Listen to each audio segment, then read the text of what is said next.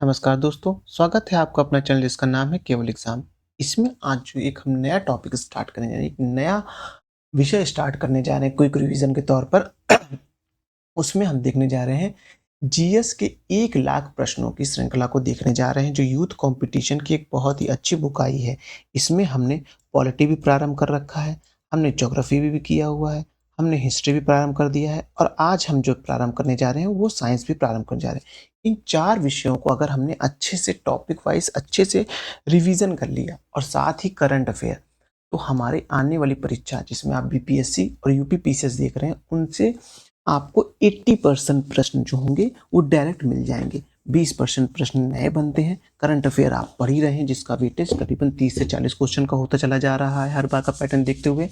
और साइंस में भी देखा जाए तो साइंस में पॉलिटी का सेक्शन सबसे ज़्यादा पॉलिटी कह रहा हूँ, साइंस में सबसे ज़्यादा आप देखेंगे बायोलॉजी का सेक्शन सबसे ज़्यादा आ रहा है। तो हम सीधा सबसे पहले हम बायोलॉजी का पढ़ेंगे क्योंकि अब हमें सिलेक्टेड टॉपिक का रिवीजन करना है, ना कि डायमेंशियल टॉपिक का। सिलेक्टेड टॉपिक मतलब जो एग्जाम में सबसे ज़्यादा आते हैं। तो चलिए प्रारंभ करते हैं, लेकिन उससे पहले अगर आपने अभी तक हमारे चैनल को सब्सक्राइब नहीं किया, सब्सक्राइब कर लीजिए। वीडियो अच्छी लग रही है लाइक करिए और सुझाव देने के लिए कमेंट भी करिए। तो 1 लाख क्वेश्चन है, ये बात ध्यान रखिएगा। और इसमें सबसे पहले हम देखने जा रहे हैं, इसको हम देखेंगे जीव विज्ञान को, क्योंकि यहाँ से प्रश्न भर भर के बनते हैं, चाहे वो बीपीएससी हो, चाहे वो यूपीपीसीएस हो, चाहे वो आरओ हो, कोई भी हो, यहाँ से सबसे ज़्यादा प्रश्न आते हैं। तो चलिए इसको देखते हैं सबसे पहले, और ये पेज नंबर 151 पर है।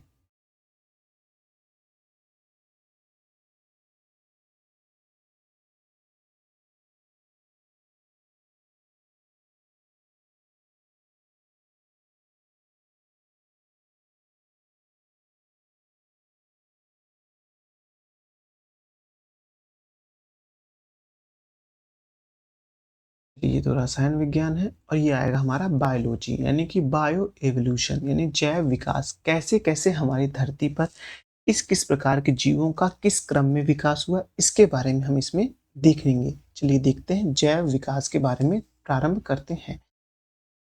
ज़ूम कर लें क्योंकि हमारे पास क्वेश्चन का एक्यूरेसी होनी चाहिए।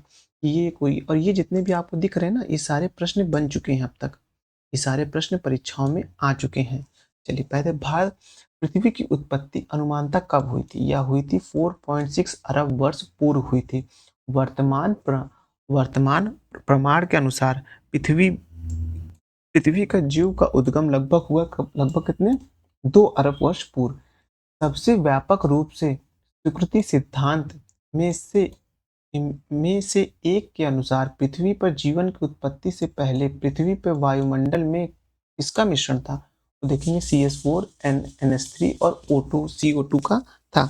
इसीलिए देखिए, जब भी CH4 कहीं मीथेन पाई जाती है, और कहीं कार्बन डाइऑक्साइड किसी ग्रह पर पाई जाती है, तो यह अनुमान लगाया जाता है कि हाँ, यहाँ जीवन की उत्पत्ति की संभावनाएं हैं। तो ये तीनों गैस याद रखिएगा, CH4 NH3 और CO2 याद रखिएगा। कौन सी गैस प्राचीन आदिम पृथ्वी के वायुमंडल में अनुपस्थित थी, मतलब उपस्थित नहीं थी? वो थी ऑक्सीजन। ऑक्सीजन गैस जो है वो पृथ्वी पर जीवन के उत्पत्ति का परिणाम है। जीवन की उत्पत्ति का कारण नहीं है, ध्यान रखिएगा। पहले जीवन की उत्पत्ति हुई है जीवों का, तब जाके ऑक्सीजन गैस आई है। ऑक्सीजन गैस पहले से नहीं थी। अब आद्य वायुमंडल क्यों कम हो रहा है? वो हो रहा है हाइड्रोजन परमाणुओं की कमी के कारण।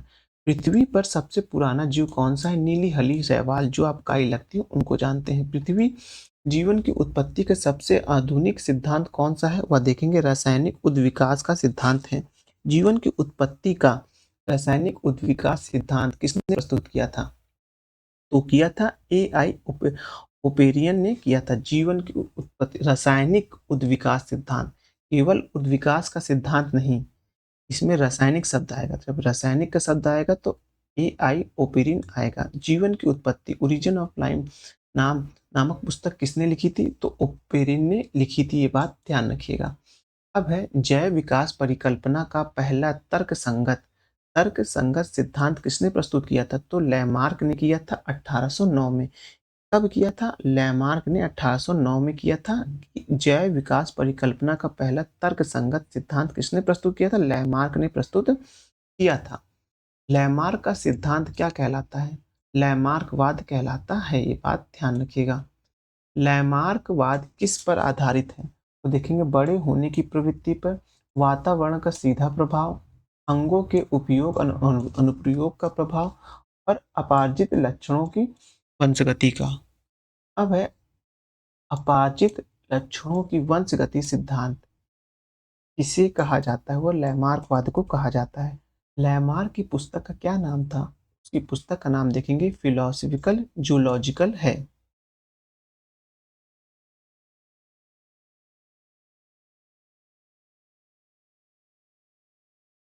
अब है जैव विकास यानी एवोल्यूशन के सर्वप्रथम किसने समझाया था? वो लैमार्क ने समझाया था, वो भी 1809 में। कौन सा एक अंग्रेजी प्रकृतिवादी भूवैज्ञानिक और जीव विज्ञान हैं जो विकास के संबंध में उनके योगदान के लिए जाने जाते हैं? तो चार्ल्स रॉबर्ट डार्विन को जाना जाता है। डार्विन का विकास आप सबको पता है। जैव विकास का प्राकृतिक चयन सिद्धांत किसने प्रस्तुत किया था? चार्ल्स डार्विन ने किया था। विकासवाद का सिद्धांत किसने प्रतिपादित किया था? डार्विन ने किया था, जो कि 1859 में है। प्रसिद्ध विकासवादी चार्ल्स डार्विन ने अपनी इस पुस्तक किस पुस्तक में अपने सिद्धांत का प्रतिपादन किया था? वह किया था प्राकृतिक चुनाव द्वारा जातियों की उत्पत्ति 1859 में किया था। डार्विन का प्राकृतिक चयन सिद्धांत किस पर आधारित है? वो आधारित आप देखेंगे जीवों की प्रचुर संतानोत्पत्ति की क्षमता में और जीवन संघर्ष में विभिन्नताएं एवं उनकी वंशागति के योग्यता की योग्यतम की अतिजीवता अथवा प्राकृतिक चयन के रूप में हुआ था। अब डार्विन द्वारा प्रस्तुत प्राकृतिक प्राकृतिक वर्णवाद किस पर आधारित है? तो देखेंगे ओवर प्रोडक्शन पे है, struggle for accidental and oriental पे, सर्वाइकल ऑफ दिस फिटनेस पर है। अब इसके आगे देखते हैं हम लोग क्या है इसमें नया क्वेश्चन आ रखे हैं। कुछ वॉइस इशू तो नहीं? वॉइस तो सही जा रही है। डार्विन द्वारा प्रस्तुत प्राकृतिक वर्णवाद किस पर आधारित है? वो आप देखेंगे ओवर प्रोडक्शन पर, struggle for accidental and variation पर है और सर्वाइकल ऑफ द फिटनेस यानी कि जो जीव सर्वाइव कर पाएगा वही फिट हो पाएगा, वही स्थल पर रह पाएगा, वही जल में रह पाएगा, वही वायु में रह पाएगा। यानी अगर आपको अपनी स्थिरता को बनाए रखना है तो प्रतिस्पर्धा को जारी रखना होगा। अब है प्रजातियों की संख्या बनाए रखने और उनकी विलुप्तता को रोकने के लिए क्या आवश्यक है? उसके लिए प्रजनन आवश्यक है। विकास का मुख्य कारण क्या है? प्राकृतिक वरण है। ये बात ध्यान रखिएगा। जीवों द्वारा जीने के लिए और आर्थिक और अधिक वंश वृद्धि के लिए बेहतर अनुकूलित वातावरण बनाने की प्रक्रिया को क्या कहते हैं? उसे कहते हैं प्राकृतिक चयन कहते हैं। यानी प्रकृति की चयन करती है कि कहाँ पास किस जीव के लिए सुटेबिलिटी है। सपोज करिए अगर अभी आप मछली को निकाल करके आप उसको स्थल पर डाल दीजिए, क्या स्थल पर जीवित रह पाएगा? नहीं, क्योंकि प्रकृति ने उसका चयन किया कि वो जल में रहेगी। तो यही बात वहां कर रहा है।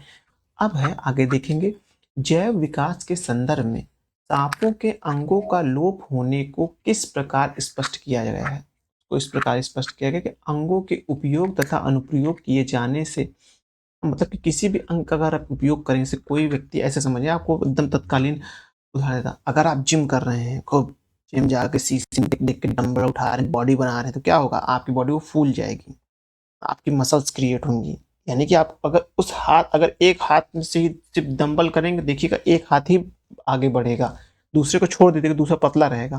तो उससे क्या अंगों के उपयोग से ही अंगों की महत्वता का पता चलता है। अगर आप मस्तिष्क का ज़्यादा उपयोग करेंगे तो आप देखेंगे कि मस्तिष्क की गति बढ़ती चली जाएगी, उसकी सोचने समझने कार्य करने की क्षमता बढ़ेगी। अगर आप वहीं फिजिकल एक्टिविटी को ज़्यादा करेंगे तो आपकी शारीरिक कार्य आगे बढ़ेगा।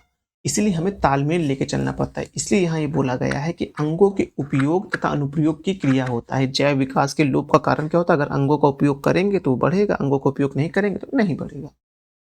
The species the origin of species पुस्तक किसने लिखी थी? डार्विन ने लिखी थी। महत्वपूर्ण है, याद रखिएगा। जैव विविधता का आधारभूत सूत्र क्या है?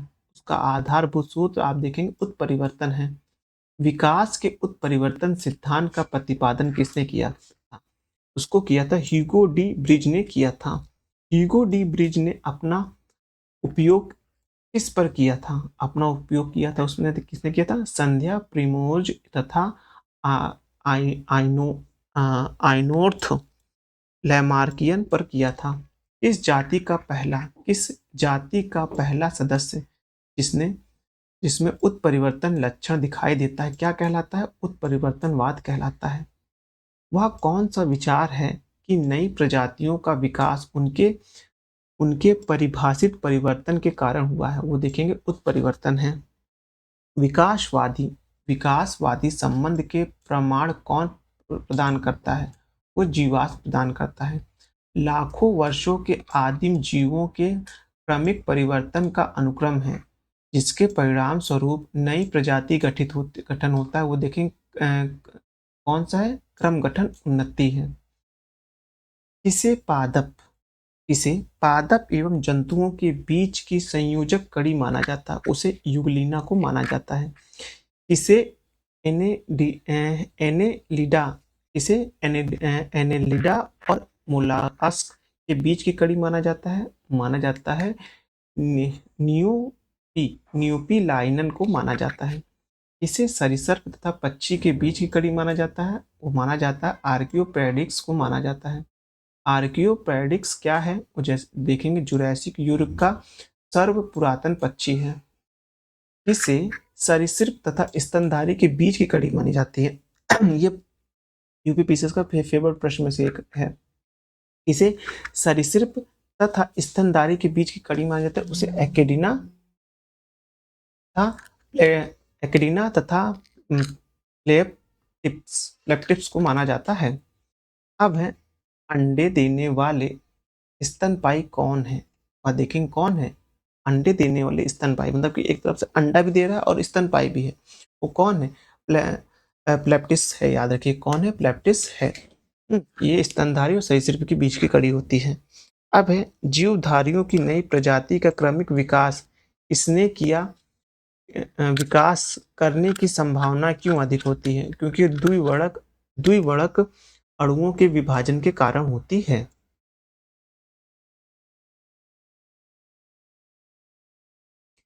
जिन अंगों की मूल संरचना विभिन्न होती है लेकिन देखने में एक जैसे होते हैं और उनके कार्य भी समान होते हैं, उन्हें क्या कहा जाता है? उन्हें समरूप अंग कहा जाता है। अब है लाब्स्टा की पूंछ और हेवेल्स की फॉल क्या है? वो देखेंगे समरूपी अंग है। वैसे अंग जिनकी मौलिक संरचना तो एक समान होती है परंतु उनके द्वारा किए जाने वाले कार्य भिन्न भिन्न होते हैं, वो क्या कहलाते हैं? समजात अंग कहलाते हैं। इस युग के दौरान विशालकाय सरीसृप डायनासोर फूले फूले फले हैं। वो देखेंगे मेसोजोइक युग में। लगभग 65 मिलियन वर्ष पहले डायनासोर किस अवधि के अंत में विलुप्त हो गया था? वो विलुप्त हो गया था क्रिस्टेशियन युग में। मैमथ किसके पूर्वज थे? वो देखेंगे हाथी के पूर्वज थे। मैमथ किसके पूर्वज थे? हाथी के पूर्वज थे। आपने हॉलीवुड की मूवी में मैमथ को देखा होगा। मैमथ की एक संरचना का रूप में एक कार्टून वहाँ है, उसमें देखा होगा तो आपको मैमथ जो होता है हाथी जैसे होते, लेकिन हाथी से ज़्यादा विशालकाय होते हैं और भीमकाय होते हैं। अब उसके आगे देखते हैं जीवों के विकास यानी इवोल्यूशन के संदर्भ में सही क्रम है क्या है? आप देखेंगे सैलामेंडर, अजगर और कंगारू हैं। जो जीव विकास इवोल्यूशन का सही क्रम क्या है? वो देखेंगे सैलामेंडर है, फिर अजगर है और फिर कंगारू आता है। ये क्रम लगाने को दिया गया था और ये आप देखेंगे 2017 या 18 के आर में आया था, फिर 2021 के पीसीएस में ये प्रश्न आया था, मुझे याद आ रहा है कुछ कुछ ऐसा ही है। इस महाकल्प को स्तनधारियों के महाकल्प के रूप में जाना जाता है। इसे जाना जाता है नूतन जीवों को जाना जाता है। मानव विकास का अध्ययन यह इंगित करता है कि हम सभी एक ही प्रजाति से संबंधित हैं। जो कहाँ से विकसित हुआ है? वो देखेंगे अफ्रीका से विकसित हुआ है। मनुष्य की आनुवंशिकी का पता कहाँ से लगाया जा सकता है? वो लगाया जा सकता है अफ्रीका से। होमो सैपियंस के रूप में वर्गीकृत किए जाने वाले प्रारंभिक प्रारंभिक होमिनाइड्स कौन होते हैं? वो देखें क्रोमैग्नन होते हैं। आधुनिक मनुष्य आधुनिक मनुष्य के हाल के पूर्वज कौन है? देखेंगे क्रो मैग्नन मनुष्य हैं। कौन है? क्रो मैग्नन मनुष्य हैं।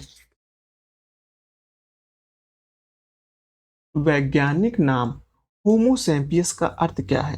होमो सैपियंस का मतलब होता है बुद्धिमान मानव, वो मानव जिसके पास किसी भी चीज को सोचने समझने, अपने प्रति वह अच्छा कार्य है या बुरा कार्य है, अपने प्रति थोड़ा सा स्वार्थी मनुष्य की एक स्वभाव होता है जो उसको बुद्धिजीवी के रूप में माना जाता है कि वह स्वयं के प्रति स्वार्थी होता है। तो यह गुण जिसमें पाया जाता है वो होमो सैपियंस कहलाता है।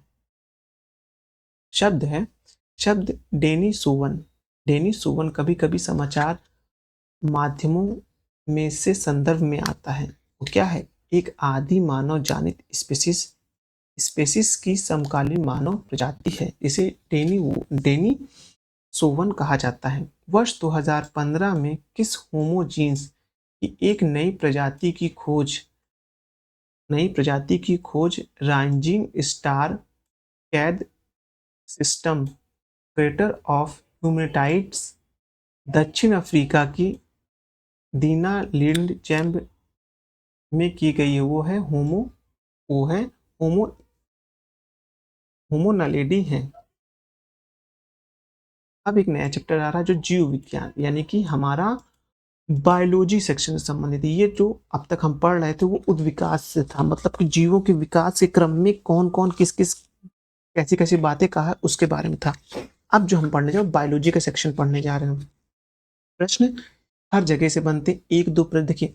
बायोलॉजी में 15 से 17 क्वेश्चन बनते हैं। बात ध्यान रखिए, टोटल प्रश्न जो बनते हैं वो जो साइंस टेक और साइंस टेक्स के साथ साथ अपना जो परंपरागत विषय विज्ञान के तीनों पोर्शन को मिला के 25 क्वेश्चन तक साइंस से आते हैं। उसमें से 15 क्वेश्चन सिर्फ और सिर्फ आपको बायोलॉजी से आते हैं।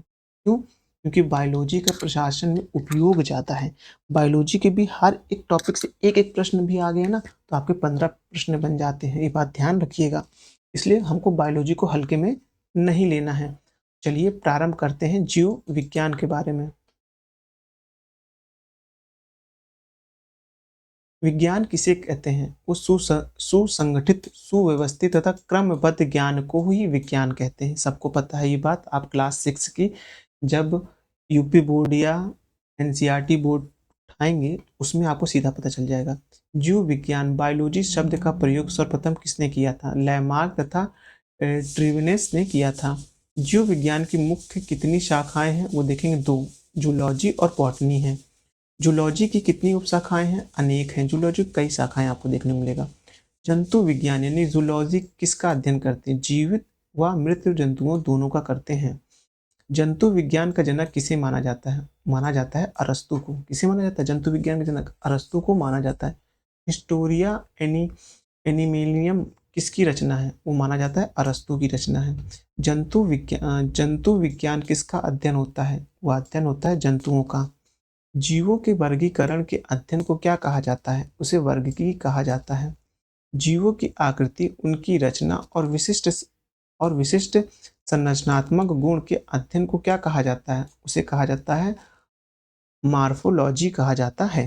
यानी कि जीव विज्ञान जो संरचनात्मक मानव की संरचना जो हो रही है उनकी संरचनात्मक गुण, यानी कि जो हमारा हृदय है वो सांस ले रहा है फेफड़ों के द्वारा, लंग्स के द्वारा, और हमारे जो कहते हैं सेल्स हैं वो धीरे धीरे बढ़ रही हैं, घट रही हैं, रेड ब्लड सेल्स बढ़ रही हैं, ये सब हो रहा है। इसका अध्ययन को क्या कहें? इनको इसके अध्ययन को मार्फोलॉजी कहा जाएगा। मनुष्य के विकास का अध्ययन मनुष्य के विकास का अध्ययन किसके अंतर्गत किया जाता है? मनुष्य के विकास का अध्ययन एंथ्रोपोलॉजी के अंतर्गत किया जाता है। इसलिए देखिए, जब आपके शरीर के विकास की सही संभावनाएं, मस्तिष्क की संभावनाएं कम होने दिखती हैं तो लोग एंथ्रोपोलॉजी डॉक्टर के बारे में सजेस्ट करते हैं, क्योंकि मानव के विकास के बारे में वो अध्ययन करते हैं। अब जंतु विज्ञान की किस शाखा को मानव जाति का समाजशास्त्री अध्ययन किया जाता है? देखेंगे एंथ्रोपोलॉजी के लिए मानव जैसी प्रजाति जैसे बंदर, वानर, वन मनुष्य आदि के व्यवहार के अध्ययन को क्या कहते हैं? उनके अध्ययन को कहते हैं प्राइमो प्राइमोटोलॉजी कहा जाता है। अब है अस्थियों का अध्ययन विज्ञान की किस शाखा के अंतर्गत किया जाता है? वो वो होता है ऑस्टियोलॉजी के अंतर्गत किया जाता है। अब है हड्डियों की पढ़ाई विज्ञान की किस शाखा के अंतर्गत होता है? उसे ऑस्टियोलॉजी कहा जाता है। जेनेटिक्स में किसका अध्ययन किया जाता है? आनुवंशिकता और विचरण का अध्ययन किया जाता है। विज्ञान की किस भाषा को आनुवंशिकता यानी जेनेटिक्स अभियांत्रिकी के द्वारा मानव प्रजाति में सुधार लाया जाता है? वो देखेंगे यूजेनिक्स के द्वारा होता है। हीमेटोलॉजी का अध्ययन किससे संबंधित है? वो रक्त से संबंधित है। शरीर विज्ञान एवं चिकित्सा की किस शाखा में मनुष्य के विशिष्ट रोग एवं अस्थियों का अध्ययन किया जाता है? तो वो किया जाता है एंड्रोलॉजी के अंतर्गत किया जाता है। चिकित्सा विज्ञान की किस शाखा में यकृत के उपचार का अध्ययन किया जाता है? वो किया जाता है हिपेटोलॉजी के अंतर्गत किया जाता है।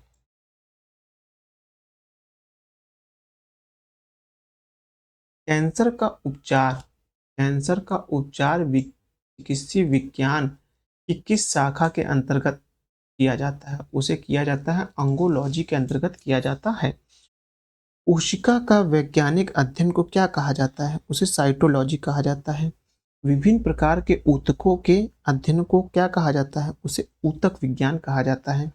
चिकित्सीय विज्ञान की किस शाखा के अंतर्गत किडनी का अध्ययन किया जाता है? किडनी का अध्ययन जो वक्र विज्ञान नेफ्रोलॉजी कहा जाता है। नेफ्रोलॉजी याद रखिएगा, जो किडनी के से एक बहुत ही खतरनाक बीमारी से डायलिसिस होता है। इसमें जो हमारा ब्लड है वो क्या कहता है, वो शुद्धिकरण नहीं हो पाता है। इसके कारण से वो एक प्रक्रिया का फॉलो करते हैं। एक क्रिया होती है जिसे हम कहते हैं डायलिसिस, बहुत पीड़ादायक होती है। या तो उसी के अध्ययन वो किसकी बीमारी आ जाती है, वो आपकी किडनी की बीमारी आ जाती है, उसे ही नेफ्रोलॉजी कहा जाता है।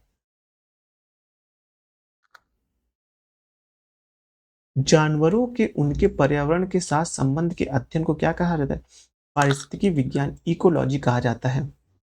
जब किसी जानवर, मनुष्य भी एक जानवर है, बात ध्यान रखिए, बस एक वो मनुष्य जो है एक सोशल एनिमल है। तो बात ध्यान रखिएगा कि सोशल एनिमल का वर्क जब किसी पर्यावरण से, जैसे सपोज करिए अभी ठंडी का माहौल प्रारंभ हो रहा है, उस दौरान हम क्या करेंगे? उस दौरान हम ठंड जो गर्म कपड़े हैं वो पहनना प्रारंभ करेंगे। तो हम पर्यावरण के अनुसार एक अध्ययन के रूप में हम अपने जो पहनावे हैं, परिधान, उनमें परिवर्तन ला रहे हैं ना, तो उसे ही पारिस्थितिकी विज्ञान या इकोलॉजी कहेंगे। अब है विज्ञान की शाखा चिरोपॉडी यानी चिरोपॉडी मतलब कि पोडियोट्री शरीर के किस भाग से संबंधित है? वो देखेंगे पैरों से संबंधित है। स्वप्न के अध्ययन किस विज्ञान के अंतर्गत आता है? वो आता है ओनिरोलॉजी में आता है। ओनिरोलॉजी में जो स्वप्नों का अध्ययन किया जाता है कि स्वप्न के दौरान क्या होता है ना, कि हमारे मस्तिष्क में क्या होता है, विभिन्न प्रकार की याददाश्तें होती हैं, जब वो आपस में क्रैश करती हैं सोते वक्त, तो उन्हीं का ही सपना आता है। आप देखेंगे कि सपना कहीं से कुछ भी जुड़ जाता है, जो कि एक प्रकार से असंभव होता है। जैसे कि सपोज करिए मैं अंग्रेज बन गया, इस तरह के सपने आने लगते हैं। तो ये जो होता है, ये यहाँ की बात हो जाती है। अब है पालतू कुत्तों का वैज्ञानिक अध्ययन क्या कहलाता है? उनमें साइनोलॉजी कहलाता है। जो पालतू कुत्ते होते हैं उनके अध्ययन को क्या कहते हैं? साइनोलॉजी कहते हैं। पशुओं के व्यवहार के वैज्ञानिक पशुओं के व्यवहार के वैज्ञानिक और वस्तुनिष्ठ अध्ययन को क्या कहा जाता है? उनको कहा जाता है एथोलॉजी कहा जाता है। अर्नियोथोलॉजी यानी कि अर्नियोथोलॉजी यानी कि पक्षी परागण से कौन प्रभावित होता है? उससे पक्षी प्रभावित होते हैं। पक्षियों के अध्ययन को क्या कहा जाता है? पक्षियों के अध्ययन को अर्नियोथोलॉजी कहा जाता है। सेरोलॉजी किसका अध्ययन है? वो छिपकली का अध्ययन है। सेरियोलॉजी किसका है? छिपकलियों का अध्ययन। जो छिपकली होती है उनका मेन अध्ययन जानते क्या होता है? वो अपने अंगों का विकास कर पाती हैं। आप देखेंगे हॉलीवुड के कई मूवियों में, और जो क्रिश 3 मूवी आई थी उसमें देखिए वो अपने अंग विकसित कर ले रहा था। वो कैसे हो पा रहा था? वो छिपकलियों के बारे में अध्ययन करके हो पा रहा था, छिपकलियों की पूँछ वापस से आ जाती हैं। वो ये बहुत बड़ा एक शोध का इस समय वर्तमान में विषय है, ये बात ध्यान रखिएगा। तो ये जो अध्ययन हो रहा है, वो किस विज्ञान की किस शाखा में आएगा? वो सेरोलॉजी में आएगा। कीटों के वैज्ञानिक अध्ययन को क्या कहा जाता है? एंटोमोलॉजी कहा जाता है। कीट संवर्धन क्या है? कीट संवर्धन में देखेंगे कीटों के वृद्धि करने का विज्ञान ही कहलाता है। अब आगे देखेंगे मकड़ियों का वैज्ञानिक अध्ययन क्या कहलाता है? मकड़ियों का वैज्ञानिक अध्ययन को आप देखेंगे अर्कनोलॉजी कहलाता है। जीव विज्ञान की जीव विज्ञान की किस शाखा के अंतर्गत उभयचरों एवं सरीसृपों का अध्ययन किया जाता है? वो किया जाता है, आप देखेंगे हर्पेटोलॉजी के अंतर्गत किया जाता है। मछलियों हम्म, मछलियों के वैज्ञानिक अध्ययन को क्या कहा जाता है? मछलियों के वैज्ञानिक अध्ययन को आप देखेंगे एंथ्रोलॉजी कहा जाता है। बात ध्यान रखिएगा, मछलियों के वैज्ञानिक अध्ययन को एंथ्रोलॉजी कहा जाता है। ये बात आप अच्छे से देखिएगा। अब आगे देखते हैं सर्पों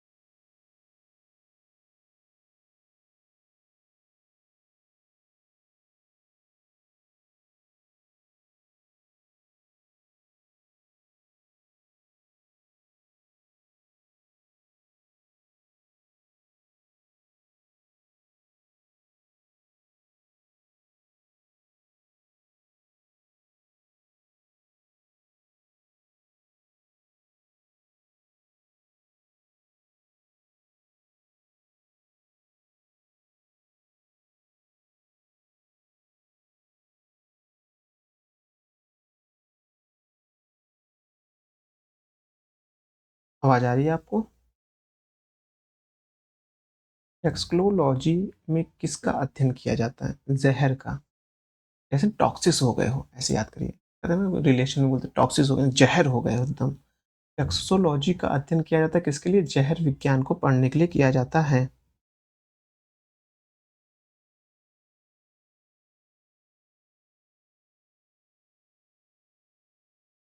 उसके बाद है वृद्धावस्था एवं वृद्धावस्था एवं काल प्रभावन के विषय में ज्ञान प्राप्त करने की विधि को क्या कहते हैं? उसे जेरोंटोलॉजी कहते हैं। क्या कहते हैं? जेरोंटोलॉजी कहते हैं। जब पता किया जाता है कि मनुष्य कैसे बूढ़ा हो रहा है, तो उसके बारे में अध्ययन को कहा जाता है।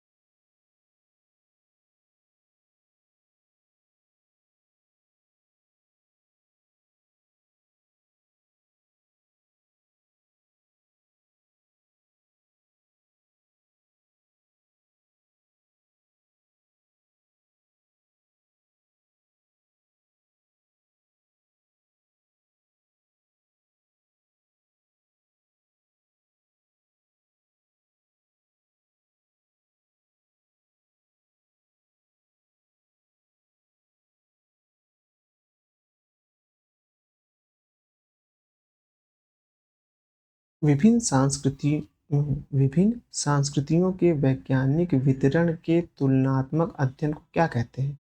इसे कहते हैं एथनोलॉजी कहा जाता है। मतलब एथनिसिटी आपने नाम सुना है? ये एथनिसिटी कल्चराइज़ेशन हो जाता है, एथनिसिटी हो जाती है, उसे ही एथनोलॉजी कहा जाता है। अब है कि किस विशिष्ट संस्कृतियों के अध्ययन को क्या कहते हैं? उसे कहते हैं एथनोग्राफी कहा जाता है। मानक सहित सभी जंतुओं के व्यवहार के अध्ययन को क्या कहते हैं? इथ्नोलॉजी कहा जाता है। नैतिक आचरण तथा कर्तव्य के मनोवैज्ञानिक अध्ययन को क्या कहते हैं? इसको कहा जाता है एथिक्स कहा जाता है। ये आप देखेंगे 4th पेपर आपको एथिक्स पढ़ने को मिलेगा।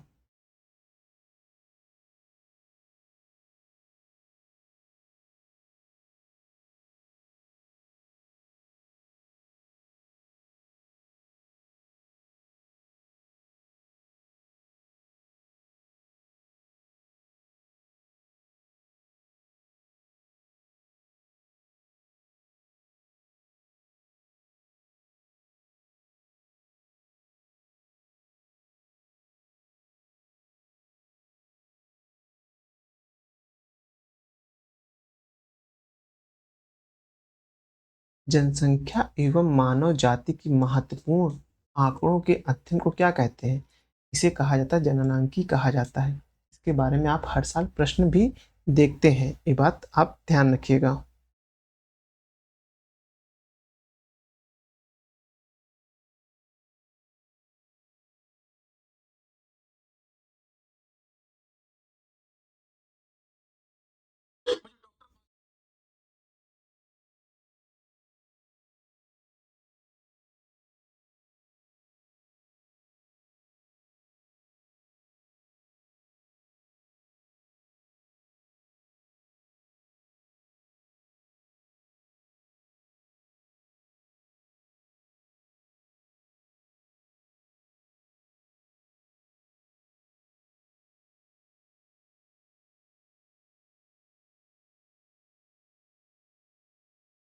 बायोसिस्टेमैटिक्स का क्या उद्देश्य है? इसका उद्देश्य देखेंगे, अध्ययन के सभी क्षेत्रों में विभिन्न मानकों की समग्रता पर उनके विकासवादी इतिहास और उनके फाइनो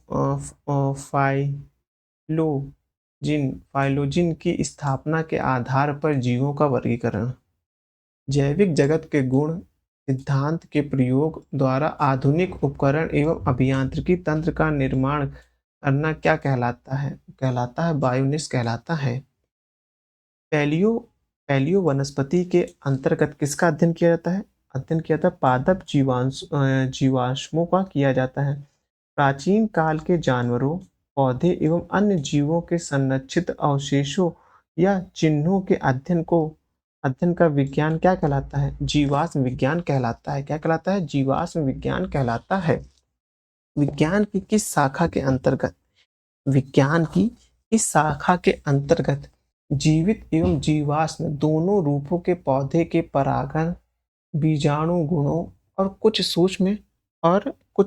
सूक्ष्म प्लावकों के जीवों के संबंधित अध्ययन को क्या कहते हैं? उसे कहते हैं पैलियोलॉजी कहा जाता है। जीवाश्म के अध्ययन को क्या कहते हैं? जीवाश्म विज्ञान कहते हैं। कवक के अध्ययन को क्या कहते हैं? कवक विज्ञान कहते हैं। पादप विज्ञान में किसका अध्ययन किया जाता है? पौधों का किया जाता है। इस समूह के पौधे में जाइलम और फायोयम का अभाव पाया जाता है। उसको कहते हैं ब्रायोफाइट कहा जाता है। इसमें इसमें संवहन ऊतक पूर्णतः विकसित होता है। पूर्णतः विकसित देखेंगे किसमें मिलेगा? टेरिडोफाइट में मिलेगा। शुष्क जलवायु की भली भांति अनुकूल पेड़ पौधे को क्या कहते हैं? उसे कहते हैं मृदुभादी कहा जाता है। इस वर्ग के पौधे अन्य पौधों पर नियंत्रक अवलंबन के लिए निर्भर होते हैं। वो देखेंगे आपको मिलेगा एपीफाइट्स वर्ग में मिलेगा। इसको पहले एक बार हम क्विक रिवीजन करेंगे। तो जब हम विज्ञान को फिर जब एक बार पढ़ने लगेंगे तो हम आपको बताएंगे हॉट टॉपिक क्या क्या बनेंगे। उन हॉट टॉपिक्स का हम आपको एक छोटा सा पीडीएफ भी प्रोवाइड कराएंगे। वह पीडीएफ आपको 15 तारीख या 16 तारीख को हम प्रोवाइड कराएंगे दिसंबर में। उसका मेन रीजन आप जान लीजिए क्या है। उसका मेन रीजन ये होता है कि आपका क्विक रिवीजन हो पाए बस। अब फूलों के अध्ययन को क्या कहते हैं? एंथ्रोलॉजी कहते हैं, क्योंकि सब पढ़ना इंपॉर्टेंट है। मान लीजिए जो मैंने दिया वो नहीं आया था, अब बेसिक रिवीजन तो अपना करेंगे ना, कि बेसिक रिवीजन चल रहा है ना इस चीज को लेकर। निषेचन, विकास, विभाजन तथा विभिन्नता के अध्ययन किस विज्ञान के अंतर्गत आते हैं? भ्रूण विज्ञान के अंतर्गत आते हैं। पौधों की बीमारियों का अध्ययन क्या कहलाता है? जिसमें पौधे विरोध करते हैं या संक्रमण का सामना करते हैं, उसे कहते हैं फाइटोपैथोलॉजी कहा जाता है। डेंड्रोलॉजी किसका अध्ययन किया जाता है? वो किया जाता है कास्टिक पौधे का। जीवित चीजों पर मृदा के प्रभाव का अध्ययन मृदा विज्ञान की किस शाखा के अंतर्गत किया जाता है? वो किया जाता है एडेनाफोटोलॉजी कहा जाता है। पेडोलॉजी में किसका वैज्ञानिक अध्ययन किया जाता है? मिट्टी का किया जाता है। माइको माइकोबोलॉजी माइकोलॉजी का जनक किसे कहा जाता है? लुई पास्चर को कहा जाता है। प्रथम संयुक्त प्रकाश सूक्ष्मदर्शी का आविष्कार किसने किया था? जेड जॉनसन एवं एच जॉनसन ने किया था। अब देखेंगे जीव विज्ञान की प्रमुख शाखाएं तथा उनके विवरण। शाखाएं और विवरण देख वर्ग की जो है टैक्सोनॉमी में देखेंगे आप जीवों का वैज्ञानिक अध्ययन का वर्गीकरण है। जूलॉजी में देखेंगे विभिन्न प्रकार के जंतुओं का विस्तृत अध्ययन है। बॉटनी में देखेंगे आप विभिन्न प्रकार के पादपों का अध्ययन है। फिजियोलॉजी में देखेंगे शरीर के विभिन्न अंगों के कारकों का अध्ययन है। मैमोलॉजी में देखेंगे स्तनधारी जंतुओं का अध्ययन है। मायोलॉजी में देखेंगे मनुष्य की कोशिकाओं का अध्ययन है। ऑस्टियोलॉजी में देखेंगे अस्थियों का अध्ययन है। डेंड्रोलॉजी में आप देखेंगे उपस्थियों का अध्ययन है। हीमेटोलॉजी में आप देखेंगे रुधिर का अध्ययन होता है।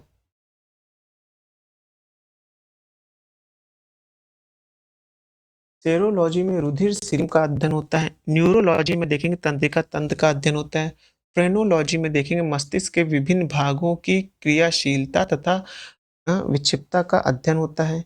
जेनेटिक्स में आप देखेंगे जीवों के आनुवांशिकी लक्षण तथा वंश गति का अध्ययन होता है। बायोनॉमी में देखेंगे जीवों के नियमों से संबंधित अध्ययन होता है। एरेंटोलॉजी में देखेंगे आप शारीरिक विकास के आने वाले असमानताओं का अध्ययन होता है। उसके बाद देखेंगे जेरेंटोलॉजी में देखेंगे मनुष्य की वृद्धावस्था का अध्ययन होता है।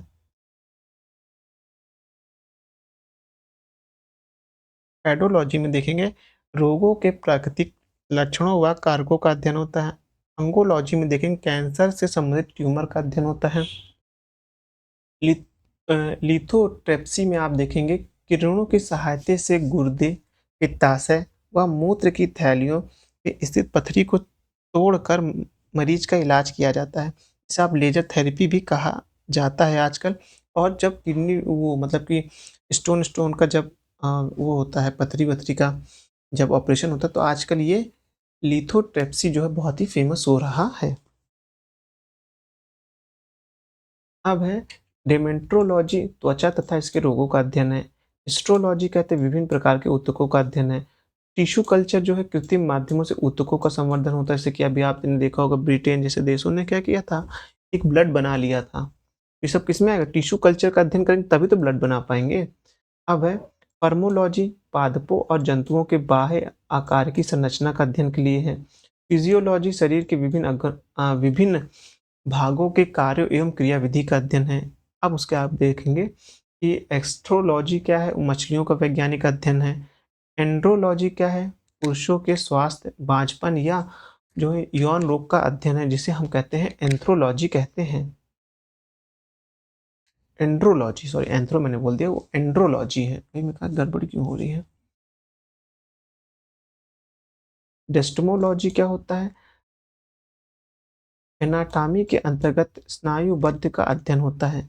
उसके बाद हम देखने जा रहे हैं एस्टोकोमोलॉजी क्या होता है? तो देखेंगे वैक्सीन का अध्ययन होता है। अब मैं इसको वो कर दे रहा हूँ, थोड़ा ज़ूम आउट कर दे रहा हूँ ताकि आप इस चीज़ का स्क्रीनशॉट ले सकें, क्योंकि चीज़ें जल्दी से कवर होनी चाहिए। अब ये क्या है ना, आप इसको स्वयं से पढ़ेंगे तभी इस चीज़ का आप शॉर्ट मीनिंग निकाल पाएँगे कि इसमें कैसे रहे, कैसे याद हो पाएगा। और अगर इस चीज़ में अगर आपको आ रहा है प्रश्न तो आएगा, और ये मैचिंग करें 4 प्रश्न इस एक तरफ दिए रहेंगे, 4 प्रश्न उत्तर उस तरफ दिए रहेंगे, दोनों को मैच कराना रहेगा, तो आपको ये देखना ज़रूरी है। अब यहाँ से आप इसको एक और स्क्रीनशॉट ले लीजिए, ये दूसरा स्क्रीनशॉट ले लीजिए।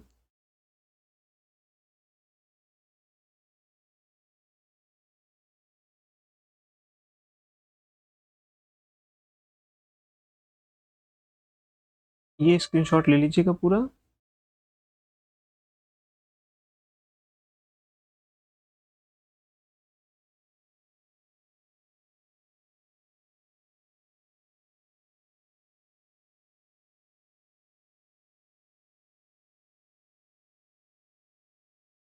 ये भी जो मृदा विज्ञान के बारे में है, उसका स्क्रीनशॉट के लिए मैंने बोला है। अब यहाँ से हम एक नया चैप्टर स्टार्ट करें जिसमें वर्गीकी आ रहा है।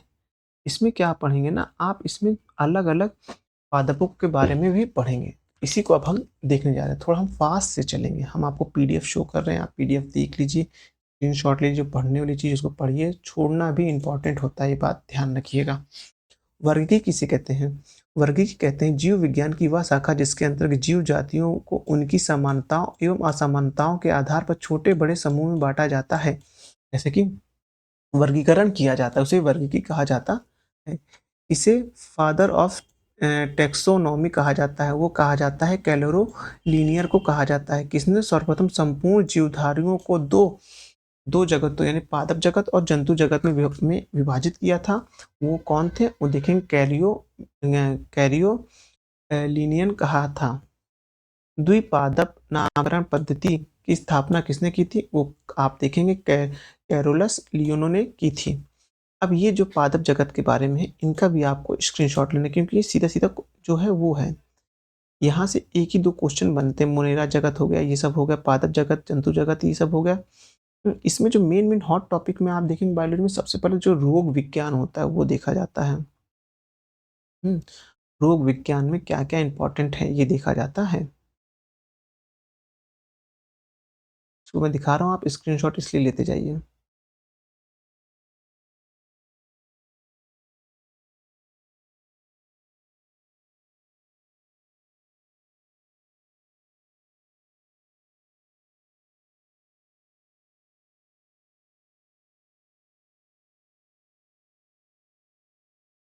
क्योंकि ये स्वयं से पढ़ने वाली चीज़ है।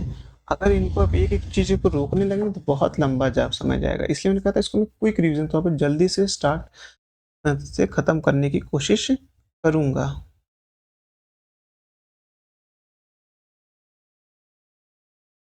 अब आ गया मुनीरा चकत। ये इम्पोर्टेंट क्यों है जानते हैं?